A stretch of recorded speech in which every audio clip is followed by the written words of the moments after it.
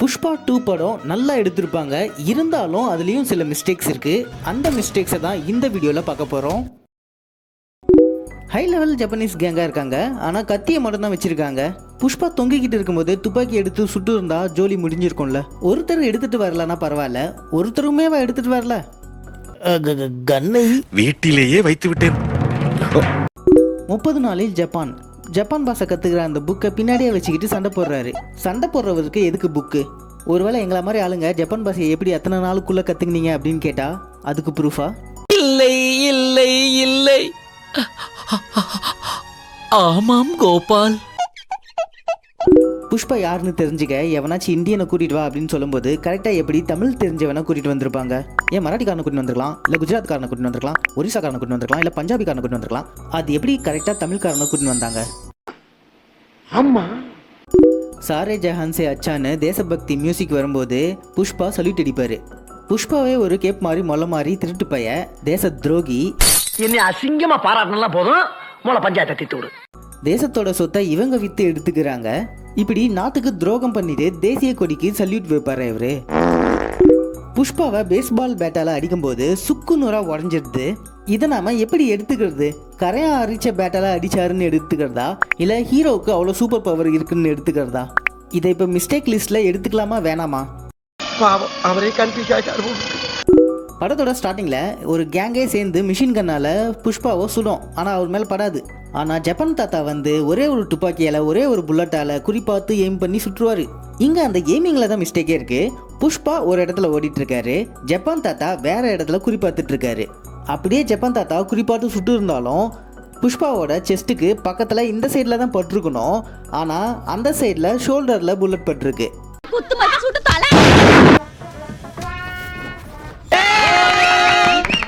ஃபஹத் ஃபாசில் லாரியில் உட்காந்துட்டு இருக்கும்போது இடம் இல்லாமல் இடுக்கி உட்காந்துட்டு இருப்பாங்க. ஆனால் கேமராவுக்கு முன்னாடி அவ்வளோ இடம் இருக்கு. ஏன் முன்னாடி வந்த கேமராமேன் மண்டையிலே போட்டுருவாரா? ஃபஹத் ஃபாசில் தன்னை போலீஸ்னு காமிச்சிக்கும் போது இன்னும் 10 நிமிஷம் தான் இருக்குது போலீஸ் ஃபோர்ஸஸ்லாம் வர்றதுக்கு அப்படின்னு சொல்லுவார். அப்போவே இந்த கூலி ஆட்கள்லாம் ஓடி தப்பிச்சுக்க வேண்டியது தானே, இவர் ஒருத்தர் தானே இருக்காரு. முழு போலீஸ் ஃபோர்ஸஸும் வந்ததுக்கு அப்புறம் தான் ஓடுறாங்க. போலீஸ் ஸ்டேஷனில் இருக்கிற புஷ்பாவோட ஆளுங்களை கூட்டிகிட்டு வர்றதுக்கு ஒவ்வொரு போலீஸ்க்கும் அவங்க லைஃபே செட்டில் ஆகிற அளவுக்கு லட்சக்கணக்கில் காசு கொடுப்பாரு. உங்கள் ஆளுங்களை அடித்தவங்களுக்கு லட்சக்கணக்கில் காசு, அடி வாங்கின உங்கள் ஆளுங்களுக்கு புஷ்பா காலை கீழே வைக்கும்போது தூசி பறக்குது. அது புஷ்பாக்காகன்னு நினச்சிக்காதீங்க. ஆப்போசிட்டில் யாரோ புஷ்பாவை விட பவர்ஃபுல்லாக இருந்திருக்காரு, அவருக்காக தான். நம்பலையா? அதோ பாருங்க.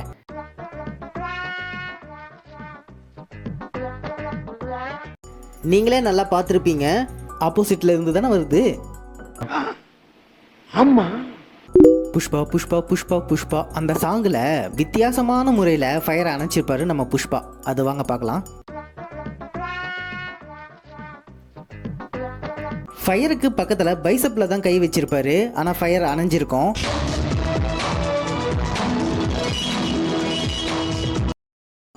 ஷோல்டரில் இருக்கிற நெருப்பை அணைச்சிட்டு முதுகில் கை பிராண்டை போடுவார்.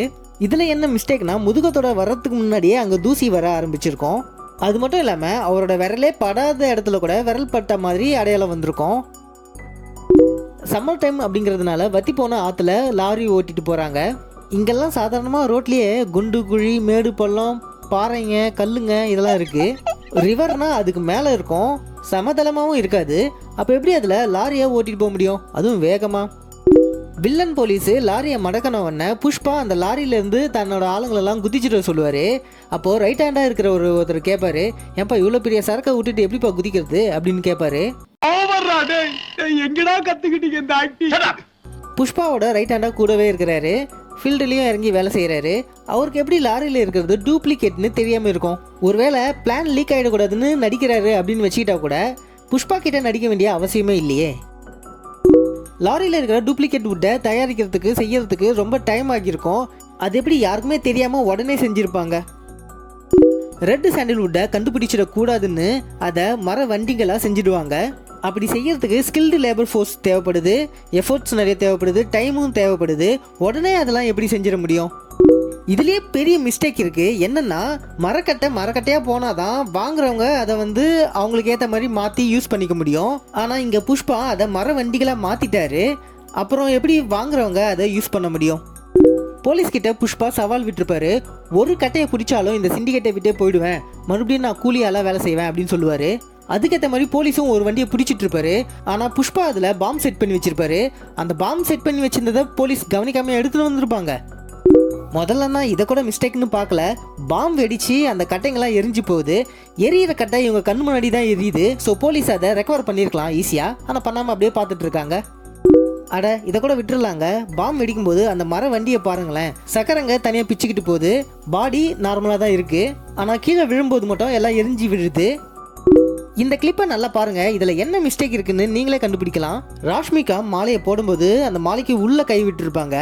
ஆனால் அடுத்த ஷாட்லேயே மாலையை வந்து அவங்க மேலே இருக்கு. நல்லா வாட்ச் பண்ணுங்க.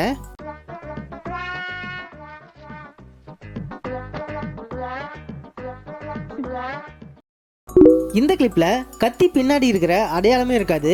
ஆனால் திடீர்னு வேற ஒரு ஷாட்டில் கத்தி பின்னாடி இருந்து எடுக்கிற மாதிரி காட்டியிருப்பாங்க. வில்லன் கோவிலில் மோசமான விஷயங்களை செய்யறதுக்கு வரான்னா அவன் ஏன் முதல்ல சேரீ கட்டிக்கிட்டு வரணும்?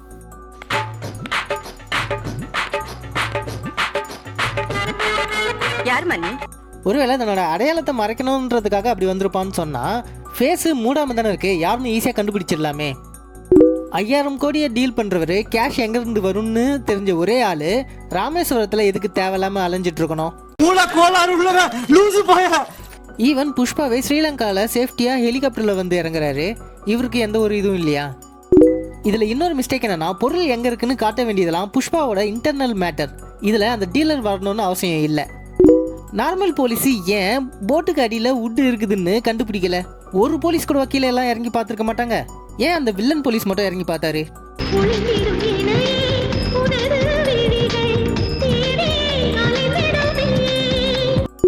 போட்டு நின்றுட்டு இருக்கும்போது மர வண்டிங்கெல்லாம் கீழே முழுகி இருக்கு. ஆனால் அதுவே போட்டை ஸ்டார்ட் பண்ணிட்டு போகும்போது அந்த மரக்கட்டைங்கெல்லாம் மேலே மிதந்துட்டு வருது. அது எப்படி?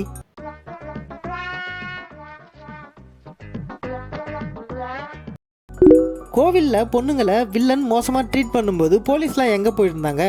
ஒரு 10 பேரை கூட தடுக்க முடியாத அளவுக்கு போலீஸ் பாதுகாப்பு இருக்கு. கண்டெய்னருக்குள்ள ஆக்சிஜன் சிலிண்டர் இருக்குன்னு வச்சுக்கிட்டா கூட கண்டெய்னருக்குள்ள பீடியை பிடிக்கிறாரு. கார்பன் டை ஆக்சைடு அதிகமாகி செத்துற மாட்டாரு.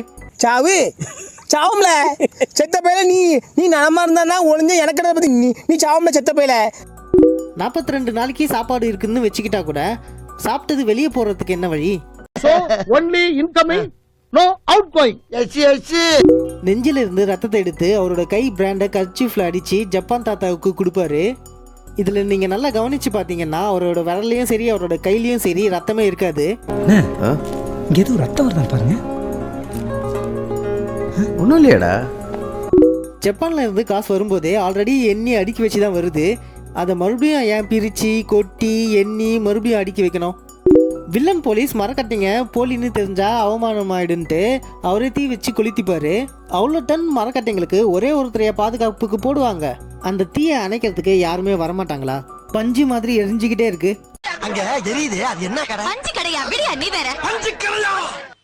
இந்த சீன்ல புஷ்பாவோட கை பின்னாடி கட்டி இருக்கும். ஆனா தூக்கும் போது கை தனியா வந்திருக்கும் பாருங்களேன். அதையும் ஸ்லோ மோஷன்ல வேற காட்டுறாங்க. ஏன்பா ஒழுங்கா கட்டிருக்க கூடாதா? உங்களால தேர்ட் பார்ட் வேற வரப்போது போங்க. பல்லாலே கடிச்சு தூக்கி போறாரு. இது எப்படிங்க சாத்தியம்? புஷ்பா படம் மாஸ் மூவின்னு மட்டும் தான் நினைச்சிங்களா? மேஜிக்கல் மூவியும் தான். இந்த கிளிப்பை பாருங்க. புஷ்பா கீழே விழும்போது அந்த ஸ்டண்ட் மேன் அப்படியே பறப்பாரு. அவர் எதுக்கு பறக்கணும்? இதான் புஷ்பா மேஜிக். பொதுவாக உங்கள் கையை யாராச்சும் கடிக்க வந்தால் என்ன பண்ணுவீங்க? கையை உதறி விட்டு ஓடுவீங்கல்ல. ஆனால் இவர் என்ன பண்ணுறாரு பாருங்களேன்.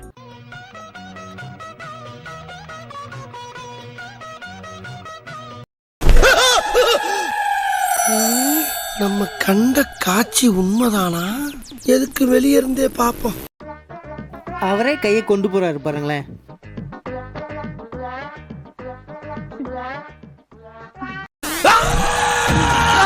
புஷ்பா கடிக்கிற ஃபைட்டை ஆரம்பிக்கும் போது வில்லன் வச்சிருந்த கன் எங்க போச்சு? அது இல்லடா, குண்டு இருந்தா தாண்டா சுட முடியும். இது வெத்து துப்பாக்கி. என்னப்பா இது? வில்லனோட அடியாளு ஹீரோக்கு ஹெல்ப் பண்றாரு. நல்லா பாருங்க, ஹீரோ விழுந்துடக்கூடாதுன்ட்டு ஹீரோவோட காலை பிடிச்சிக்கிறாரு. உங்களுக்குலாம் தரையில தலையை முட்டுனா என்ன ஆகும்? முட்டுல ஓபன் ஆயிருச்சு. எனக்கும் அப்படி தான், ஆனால் ஹீரோக்கெலாம் அப்படி இல்லை. காலில் ஜம்ப் பண்ண முடியாதுன்ட்டு தலையால் ஜம்ப் பண்ணுறாரு பாருங்க இவர்.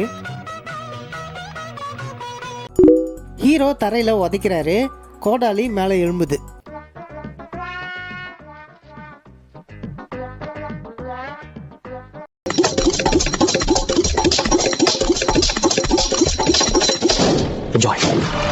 கொக்கோ கோலா விளம்பரத்தை பார்த்துருப்பார் போல. கால் தரையில் அடித்து அந்த அளவுக்கு ஃபோர்ஸ் கிரியேட் ஆகி காற்று மூலமாகவோ இல்லை வைப்ரேஷன் மூலமாகவோ மேலே போயிருக்கோன்னு நினைக்கிறேன். என்னடா முட்டாத்தனமா பேசிக்கிட்டு இருக்க முட்டா பயல.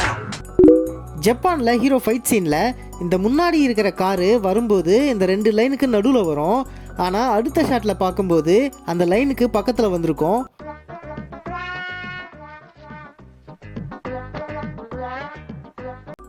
இந்த கிளிப்பில் பார்த்தீங்கன்னா புஷ்பாவோட ஷூவும் கயிறும் ஸ்டண்ட் மேனுக்கு அடியில் மாட்டிக்கும்.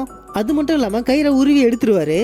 ஆனால் அடுத்த கொஞ்ச நேரத்தில் பார்த்தீங்கன்னா அந்த ஷூவும் கயிறும் அந்த ஸ்டண்ட் மேனுக்கு மேலே இருக்கும். ஷூவும் கயிறும் அடியில் மாட்டிக்குது, கயிறை உருவிடுறாரு, ஷூவும் கயிறும் மேலே இருக்குது. ஸ்டார்டிங் ஃபைட் சீனில் புஷ்பா ஜம்ப் பண்ணும்போது அவர் கையில் கோடாரி இருக்காது. அடுத்த ஷாட்லேயே பார்த்தீங்கன்னா அவர் கையில் கோடாரி வச்சிருப்பாரு. பெட்டிக்குள்ள போன பாய் இங்கு வந்துட்டேன். ஹீரோவோட சுண்டு விரலுக்கு கூட சூப்பர் பவர் இருக்குன்னு அசியூம் பண்ணிக்கிட்டு தான் இந்த படத்தை பார்த்தேன். ஏன்னா நிறைய லாஜிக்கல் மிஸ்டேக்ஸ் இருந்தது. பறக்கிறது, எகுறது, குதிக்கிறது, இதெல்லாம் வந்து நிறைய லாஜிக் மிஸ்டேக்ஸ் இருக்குது. அதெல்லாம் நான் சேர்த்துக்கல இதில். ஓகே, இந்த வீடியோவில் உங்களுக்கு எந்த மிஸ்டேக்ஸ் பிடிச்சதுன்னு கமெண்ட்டில் சொல்லுங்கள். அதே போல் எந்த மிஸ்டேக்ஸ் வந்து இதெல்லாம் ஒரு மிஸ்டேக்கா, இதெல்லாம் மிஸ்டேக்கே இல்லை அப்படின்ட்டு நீங்கள் ப்ரூவ் பண்ணீங்கன்னா ப்ரூவ் பண்ணுங்கள், கமெண்ட்டில் சொல்லுங்கள் அதை. இதே போல் போன வீடியோவில் RRR படத்தில் இருந்த 55 மிஸ்டேக்ஸை போட்டிருந்தேன். அதையும் பாருங்கள், இன்ட்ரெஸ்டிங்காக இருக்கும். ஓகே, இந்த வீடியோ உங்களுக்கு பிடிச்சிருந்தா கண்டிப்பாக லைக் பண்ணுங்கள், கமெண்ட் பண்ணுங்கள், ஷேர் பண்ணுங்கள். நம்ம சேனலை சப்ஸ்கிரைப் பண்ணிக்கோங்க. இதே போல் நிறைய வீடியோஸ் தொடர்ந்து வந்துட்டுருக்கோம். நான் ராஜ்குமார் உங்ககிட்ட பாய் சொல்லி இந்த வீடியோவை முடிச்சுக்கிறேன். பாய்.